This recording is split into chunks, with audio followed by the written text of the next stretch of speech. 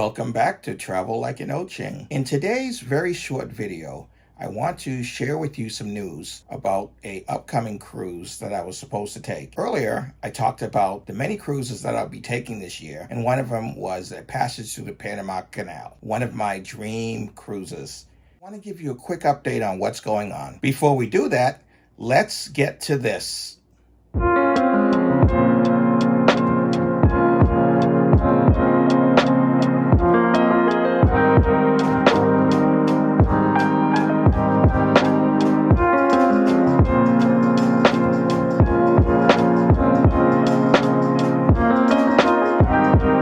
Navigating your cruise life sometimes doesn't go as smoothly as it should. Recently, I set up for the remainder of the year approximately 7 or 8 cruises that were going to happen. And one of those cruises was through the Panama Canal, and it was one of my bucket list cruises, or a cruise that I've always wanted to do and never really had time to do it. It finally got into my schedule. I also told you about my most recent cruise coming up is a back-to-back with Royal Caribbean to take my sister on her first cruise. That will be coming up shortly. I wanted to let you know that in preparing for all of these different cruises, due dates and times that the money has to be completed comes up quickly. As a result of those types of deadlines, I'm well prepared for my back-to-back, but I'm going to fall a little short on my cruise through the Panama Canal. Well, you may ask yourself, how can that happen? You have to make final payment for any cruise you're going on within 90 days of that cruise. Since this cruise is happening in October for me,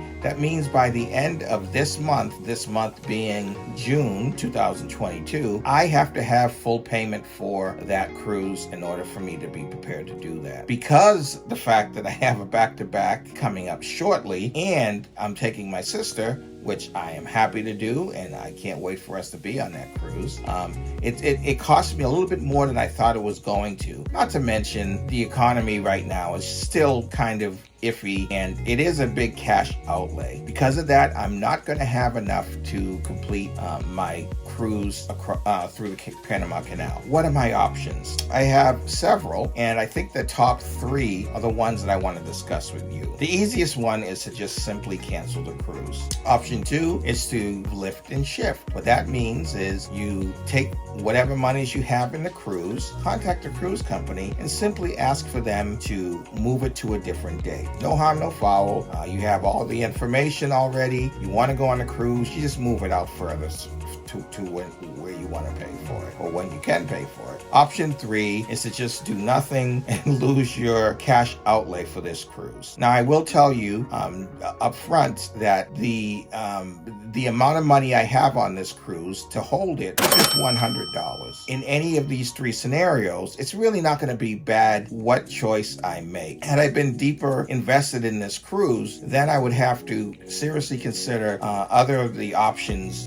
more closely. If that made sense, then let's talk about that option 2, the lift and shift. I contacted Royal Caribbean, and they informed me that that program that they had allowed for most of the COVID year last year into 2021 and some of 2020, they discontinued that program. And it's a disappointment to me because I really thought that program still existed, and I would have that option because it would have been just as easy for me to simply move this cruise out a year, take advantage of it at that time. That's no longer an option for me because of Royal's change, and it was confirmed by having my travel agent call up and ask if I could do a lift and shift, and myself doing some research online. I was told by both of my sources that although that option was available in the past, it no longer is the case. I'm disappointed in that because when I say they, I'm talking about the cruise industry. It's not just Royal that does this, but when all the cruise companies were begging for people to come back, they lured people in with these promises of no matter how much money you have down, you're not going to lose your investment and you'll have an opportunity to cruise. If you can't cruise now, cruise later. And they even coined it lift and shift, which made a lot of sense. I honestly thought that this type of program would stay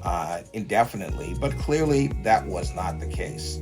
let's talk about another option. The other option is to simply to try to come up with the funds to pay for the cruise somehow, some way, and rush and get that done. Well, that option is not an option for me, because literally by the end of this month, by the 30th of June, I have to come up with over 95% of the cost for this cruise. And as I said earlier, that's not an option for me because I just don't have the financial resources to do that. Which leaves the last option, and unfortunately the one that's the worst for me out of the three, is I have to just let the cruise go. I'm not going to get any money to try to move it.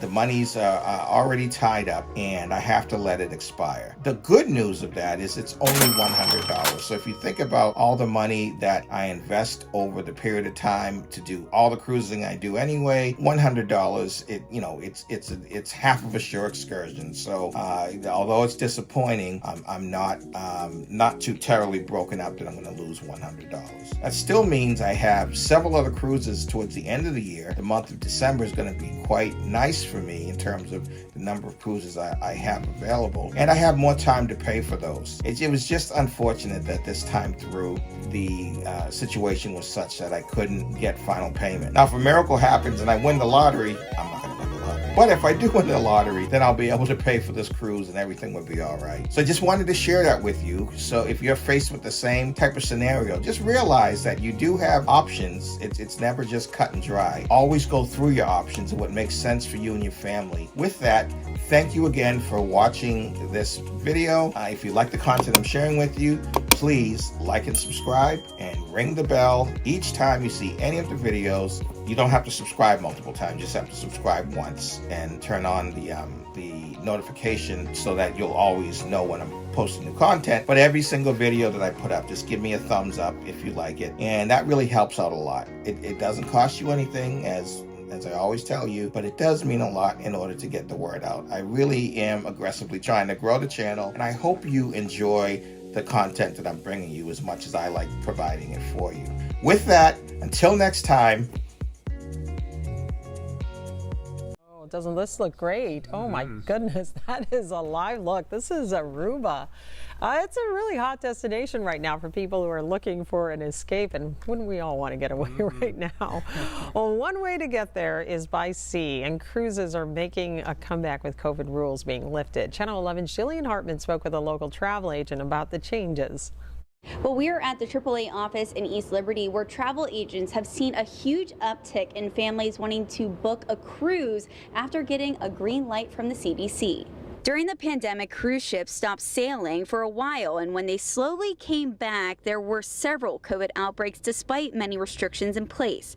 But now, after 2 years, the CDC removed its warning against cruises. So in the last few days, many cruise lines have relaxed a lot of its protocols, and some people are ready to return to the open seas. I just can't wait to get back out there, honestly. I'm a travel person for sure. Justina Carloni tells me she normally goes on a cruise every year. These are photos from some of her trips, but she hasn't gone since the pandemic and is still a little hesitant. However, she misses it a lot. Just seeing things I've never seen, meeting people I'd never meet. It's great to kind of get comfortable in a new set of surroundings. So I do hope to go again soon. AAA says cruises are making a strong comeback this year, nearing pre-pandemic levels. More than 58 million Americans are thinking of booking a cruise in the next 2 years, including many younger folks. In fact, Carnival Cruise Line just had its busiest booking week in its history. Carnival just updated its rules. Unvaccinated kids 11 and younger who weren't allowed to get off the ship unless they booked an excursion are now able to at different stops. Disney Cruise Line ended social distancing except for character interactions. Also, masks are optional indoors. Disney and Royal Caribbean are also bringing back self-serve buffets. However, many cruise lines are still keeping the vaccine requirement. They're still requiring the vaccine for the most part for cruises that are leaving and coming back to the United States, like from Port Canaveral, Fort Lauderdale, Miami. Reporting in East Liberty, I'm Jillian Hartman, Channel 11 News.